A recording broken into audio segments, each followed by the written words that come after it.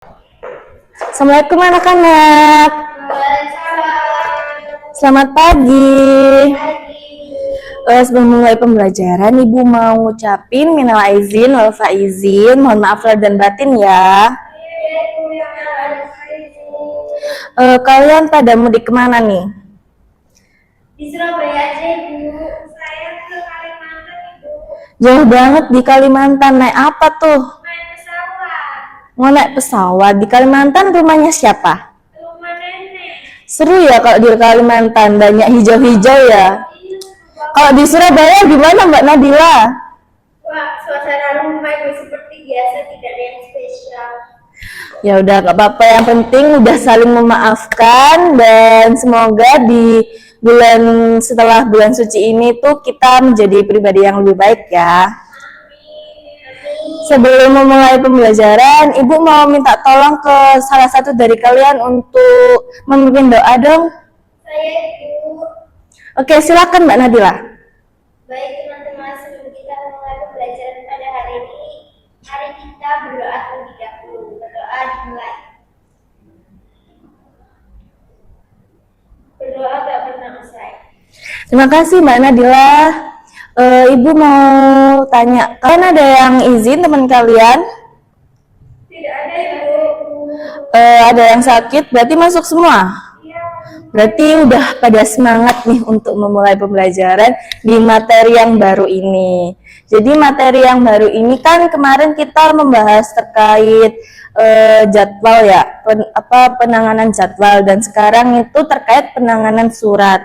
Sebelum itu Ibu mau tanya nih, di surat itu ada 3 tingkatan nih, tingkatan penting, biasa, sama tidak penting. Nah, menurut kalian kalau ada kasus misalkan instansi A itu memiliki pengantrian surat yang banyak, surat masuk yang banyak pada tanggal 13, tetapi pada tanggal 14 itu masuk lagi surat yang mana itu memiliki tingkat penting. Nah, menurut kalian apa penanganan surat yang tepat dalam instansi A? Ada yang bisa jawab?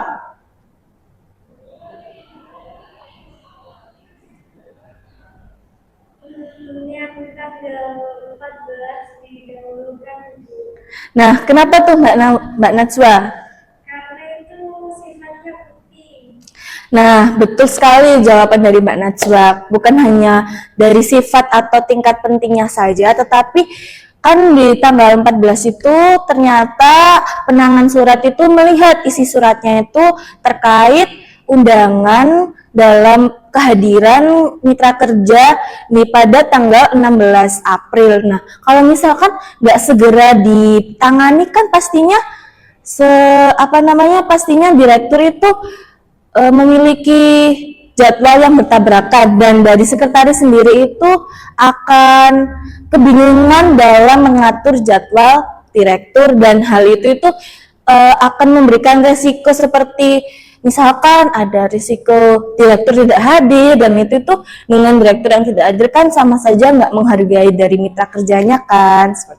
Nah, selanjutnya dari konsep yang saya jelaskan tadi itu dapat diketahui bahwa penanganan surat itu merupakan hal yang krusial sekali dalam tata kelola keadministrasian di instansi atau perusahaan ataupun organisasi. Karena penanganan surat itu sistemnya atau ciri khasnya itu sistematis.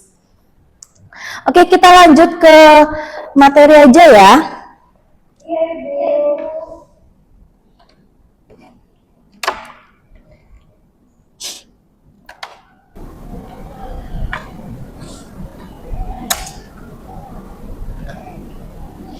Ibu. Ini apa wah? 03.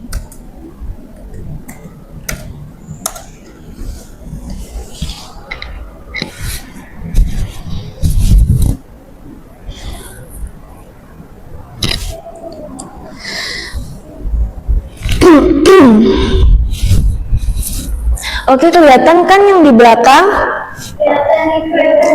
Oke, jadi penanganan surat sendiri ada atau mail handling itu merupakan suatu tata kelola administrasi di suatu organisasi. Konsep dasarnya sendiri itu, konsep dasar penanganan surat sendiri adalah proses menerima, mencatat, kemudian menyortir dan mendistribusikan hingga kepada pengarsipan. Nah, tujuannya itu karena agar informasi di dalam surat itu bisa terdokumentasikan secara jelas dan bisa tersampaikan dengan tepat.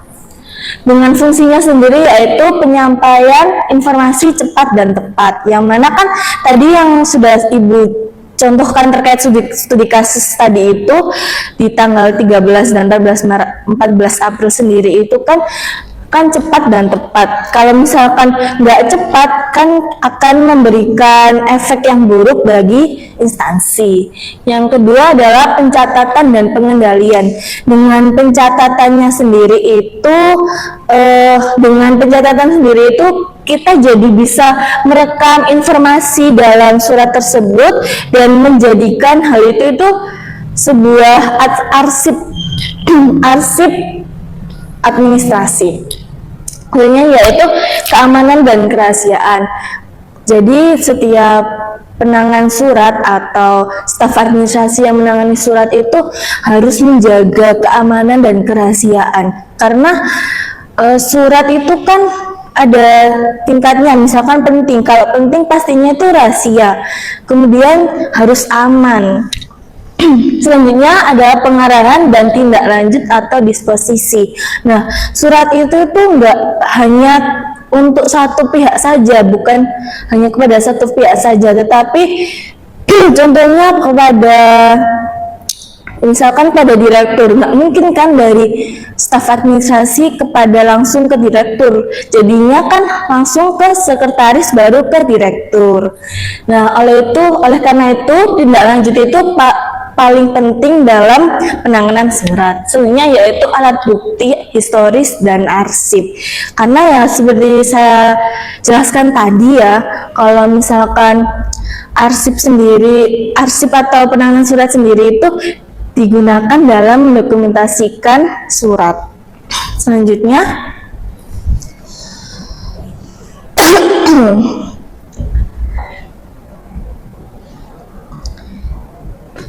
prinsip penanganan surat yaitu cepat dan tepat, selanjutnya sistematis. Kalau misalkan nggak sistematis, pasti bakalan misalkan suratnya itu langsung dikasihkan ke direktur, dari resepsionis langsung ke direktur. Nah, direktur kan bingung kan kalau ini suratnya itu terkait apa sih? Kan pasti direktur kan sibuk ya, nggak mungkin langsung membaca isi suratnya langsung kan. Nah, dengan adanya kesistematisan yang mana itu langsung dikelola langsung ke penangan surat atau staf administrasi ke sekretaris. Nah, itu kan pasti langsung disimpulkan. Jadi direktur itu mendapat intinya saja yang penting. Yang kedua adalah aman dan rahasia, seperti yang sudah saya jelaskan tadi. Karena kalau misalkan nggak aman dan nggak rahasia atau staf administrasi yang menangani surat itu memberikan kebocoran surat, pastinya sikap profesionalitas di dalam kantor tersebut itu dipertanyakan. Selanjutnya yaitu efektif dan efisien. Nah, dari sini ada yang ingin ditanyakan? Oke. Selanjutnya yaitu sistem penanganan surat itu ada 3 jenis. Tapi saya tulis ada 2 jenis karena jenis yang satunya adalah campuran.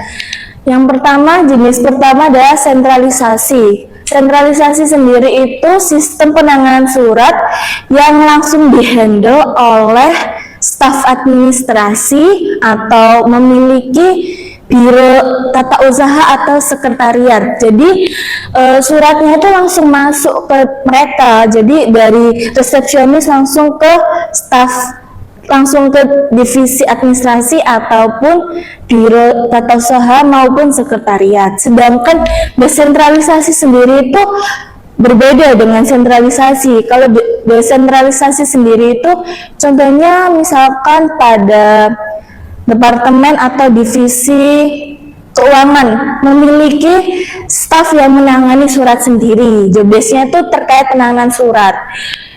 Dan bukan dan desentralisasi sendiri itu tidak memiliki, di dalam instansinya itu tidak memiliki tata usaha, sekretariat, atau tidak memiliki divisi administrasi. Jadi staf administrasinya itu langsung ke per divisi. Jadi yang menangani surat masuk dari resepsionis langsung memberikan kepada divisi keuangan maupun produksi atau yang lainnya. Kemudian yang ketiga adalah sistem dengan campuran. Nah, kenapa kalau disebut campuran? Karena sistem yang ketiga ini tuh, jadi menurut kalian lebih pilih sistem sentralisasi atau desentralisasi? Sentralisasi, Bu. Saya desentralisasi, Bu. Berarti kalau Mbak Awan itu lebih suka ke yang terpusat ya. Kalau Mbak Nadila itu lebih banyak ke yang detailing ya. Oke, lanjut ya. Oke, Bu. Selanjutnya yaitu prosedur penanganan surat masuk. Nah, prosedur penanganan surat masuk sendiri itu ada prosedur penanganan surat masuk, yaitu ada 7 prosedur. Yang pertama adalah penerimaan. Nah, penerimaan sendiri itu dari resepsionis. Jadi dari resepsionis menerima surat, kemudian dikirimkan kepada biro tata usaha atau staf yang menangani surat tersebut. Nah, dari staf yang menangani surat tersebut itu disortir dengan prosedur penyortiran. Nah, dari penyortiran kan misalkan masuknya tanggal 13 sampai 14, tapi baru dikirimkan oleh resepsionis itu pada tanggal 14 karena tanggal 13-nya libur. Nah, itu langsung disortir oleh penanganan surat. Dari persalinan sendiri itu disortir mulai dari tingkatnya hingga kepada tanggal surat masuknya. Selanjutnya yaitu pencatatan. Nah, baru itu dicatat yang mana yang penting, yang mana yang perlu didistribusikan oleh penanganan surat tersebut. Selanjutnya yaitu mengagendakan surat masuk. Mengagendakan surat masuk sendiri itu dengan buku agenda ya. Jadi kalau misalkan dari pencatatan kan itu dicatat melalui buku agenda. Dari buku agenda sendiri itu langsung kepada pengarahan atau penerusan. Misalkan di suratnya itu untuk, kalau misalkan yang relevan itu produksi sama keuangan ya. Misalkan untuk produksi dan keuangan. Nah, dari produksi itu tuh dikirimkan terlebih dahulu kepada produksi, baru ke divisi keuangan. Selanjutnya yaitu penyampaian surat masuk. Nah, itu tuh langsung disampaikan kepada divisi yang terkait. Nah, dari tersebut itu baru dari penyampaian itu baru bisa melakukan penyimpanan berkas surat masuk atau pengarsipan. Nah, dari sini apa ada yang ditanyakan? Sudah bisa dipahami, Bu. Oke, karena emang udah sering ya kalian surat-surat gitu ya. Iya, Bu. Soalnya ya itu kan saya tadi menyebutkan terkait buku agenda. Nah, ini dia penanganan surat masuk sistem buku agenda. Pengertian sistemnya sendiri itu merupakan sistem penanganan yang menggunakan buku agenda sebagai sarana guna memproses surat atau mencatat surat. Sistem ini itu menggunakan buku untuk mencatat surat masuk maupun surat keluar dalam periode 1 tahun, dan buku agenda ini juga sebagai alat bantu dalam mengembalikan surat. Nah, di sini ada 3 jenis buku agenda. 3 jenis buku agenda sendiri itu ada buku agenda tunggal, buku agenda berpasangan, buku agenda tunggal. Nah, dari buku agenda tunggal sendiri itu memiliki perbedaan ya. Jadi jenis-jenisnya itu ada perbedaan, tapi penggunaannya itu sama. Cuman apa ya?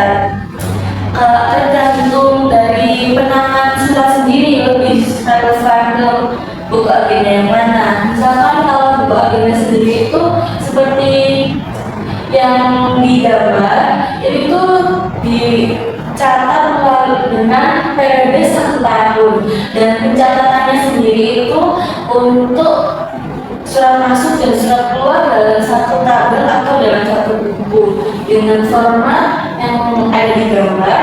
Kelihatan kan? Kelihatan Ibu. Nah, oke. Selanjutnya ada buku agenda berpasangan. Buku agenda berpasangan sendiri itu buku yang digunakan untuk mencatat surat masuk maupun surat keluar. Tapi formatnya itu berbeda dengan buku agenda tunggal. Kalau buku agenda tunggal kan digabungkan nih antara surat masuk dan keluar dalam 1 tabel. Sedangkan kalau buku agenda berpasangan itu berbeda, dari tabel surat masuk dan surat keluar itu berbeda, seperti yang dicontoh surat masuk di sebelah kiri, surat keluar di sebelah kanan. Kemudian yaitu buku agenda kembar itu ada typo, maaf sekali. Nah, buku agenda kembarnya sendiri itu tabelnya itu atas bawah ya, berbeda dengan berpasangan. Kalau berpasangan kan sebelahan, tapi kalau buku agenda kembar itu antara tabel surat masuk dan surat keluar itu atas bawah. Nah, buku agenda kembar sendiri itu dilakukan dicatatnya itu berbeda juga, seperti buku agenda dan buku agenda berpasangan. Jadi surat masuk dan surat keluar itu pencatatannya juga berbeda tabelnya.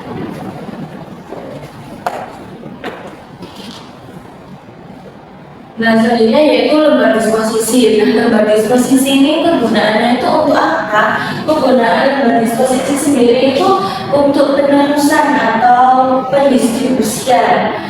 Nah, contohnya seperti lembar disposisi adalah dokumen yang sangat penting dalam manajemen surat masuk maupun surat keluar.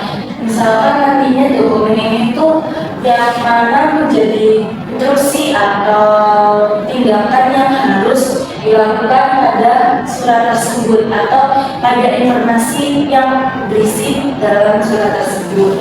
Contohnya ada pada gambar tersebut kan nih ada tingkatan surat penting, biasa dan rahasia.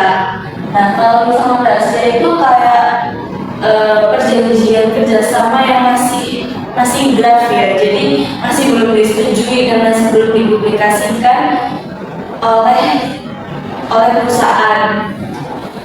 Dan di dalam disposisi sendiri itu ada indeksnya, ada tanggal penyelesaian dari penanganan surat, kemudian ada tanggal surat masuknya, kemudian ada suratnya, dan ada tampilannya juga, dan ada instruksinya pastinya kan. Contohnya instruksi informasi surat permintaan penawaran telah diterima untuk ditindaklanjuti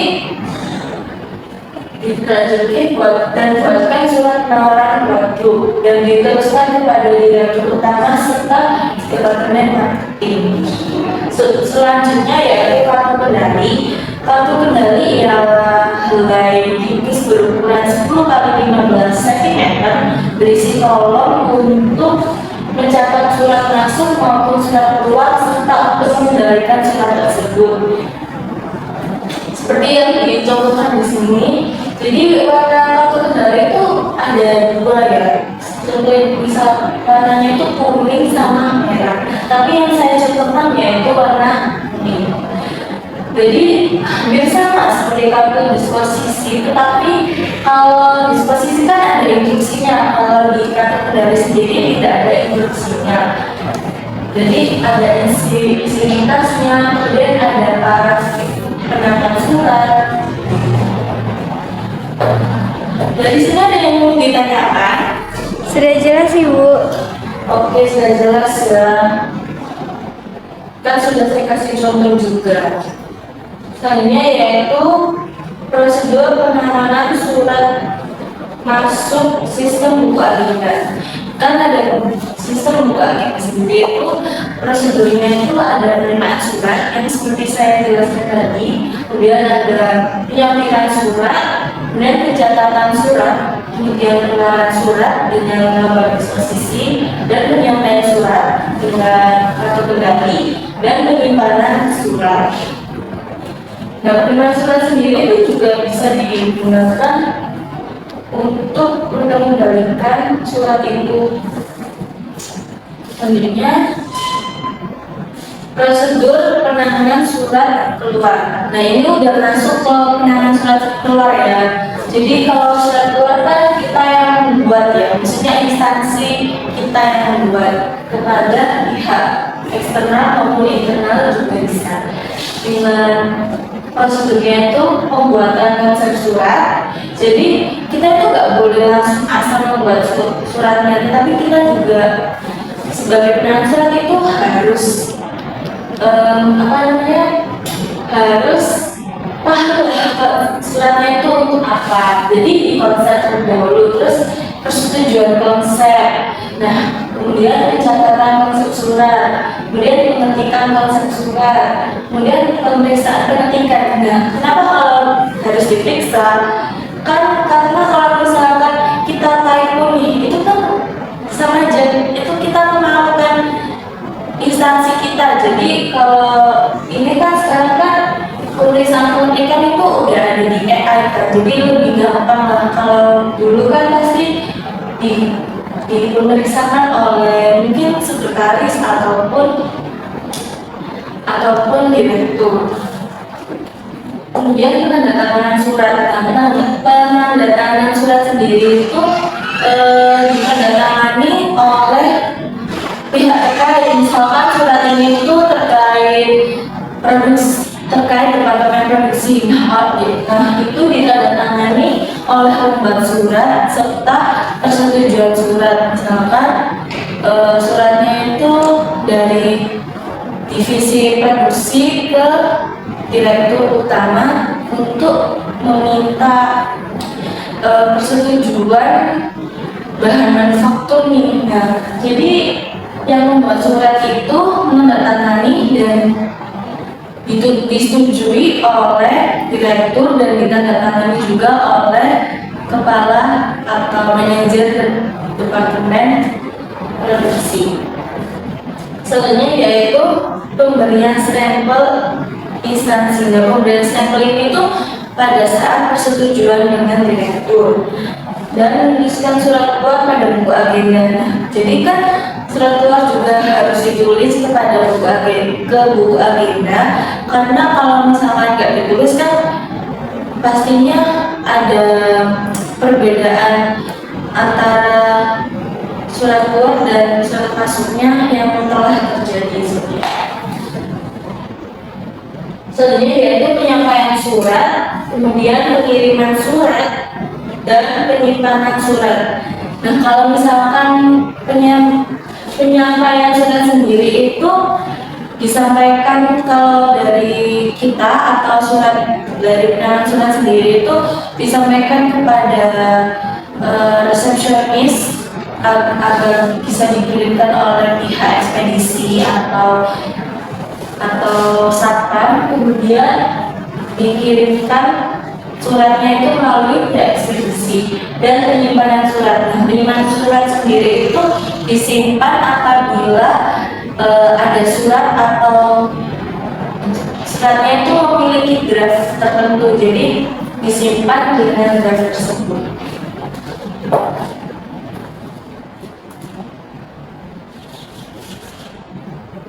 Nah, ini dia contohnya lembar konser surat. Dari lembar konser surat sendiri itu ada nomor suratnya, kemudian ada lampiran, ada hal atau perihal, selanjutnya ada isi surat. Jadi isi suratnya itu konservannya ditulis di sini, terus disusun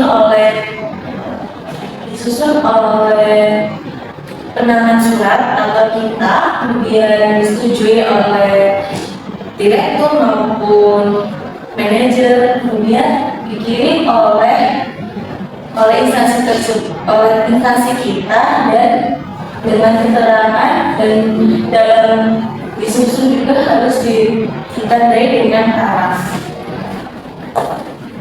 Oh iya, yang paling penting dalam surat keluar sendiri itu yaitu alamat yang dituju. Kalau misalkan kita salah alamat, pastinya surat tersebut tidak dapat diterima dan akan memberikan miskomunikasi antara pihak yang kita berikan surat. Baik, dari sini ada yang ingin ditanyakan? Cukup jelas Ibu, sudah cukup jelas. Yakin? Iya Ibu. Ya udah, kalau gitu saya kasih tugas ya. Kan udah jelas tugas nih. Ibu. Kan tadi udah saya kasih contoh nih, tugasnya gampang banget.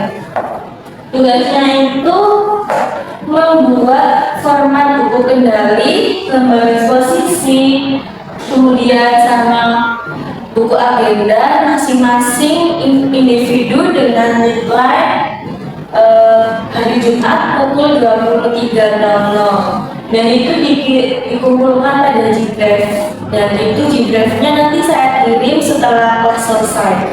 Apa ada yang ingin ditanyakan? Tidak ada Ibu.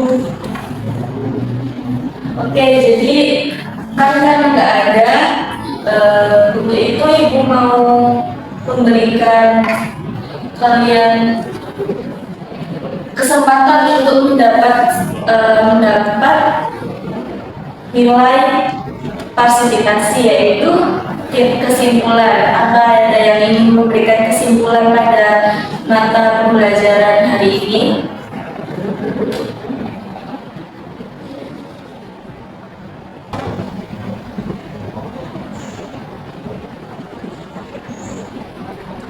Saya Ibu.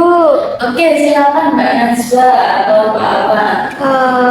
Menurut saya untuk kesimpulannya itu penanganan surat itu merupakan lembaga administrasi yang mana itu kegiatannya menerima surat, menyurat surat, mengolah surat, dan juga mendistribusikan surat serta menyimpan surat-surat tersebut supaya surat tersebut itu bisa didokumentasikan secara baik dan mudah ditemukan kembali, Bu. Oke, benar banget Mbak Najwa. Terima kasih ya. Beri tepuk tangan dong, teman-teman. Oke, jadi saya kasih kesimpulan juga ya dalam versi saya. Penanganan surat sendiri itu merupakan proses administrasi yang meliputi kegiatan menerima, mencatat, mengolah, mendistribusikan maupun mengarsip atau menyimpan surat secara sistematis agar informasi di dalam surat tersebut itu dapat terdokumentasi atau terekam dengan baik dan mudah ditemukan. Selanjutnya, penanganan surat sendiri itu memiliki fungsi sebagai sarana penyimpanan informasi, penyampaian informasi, pencatatan, dan pengendalian serta menjaga keamanan dan kerahasiaan dalam isi surat tersebut, serta sebagai bukti arsip. Dalam pelaksanaannya itu harus juga cepat, tepat, sistematis, aman, dan efisien. Dalam sistem penanganan surat itu dapat digunakan yaitu dengan menggunakan sistem buku agenda. Buku agenda sendiri yaitu buku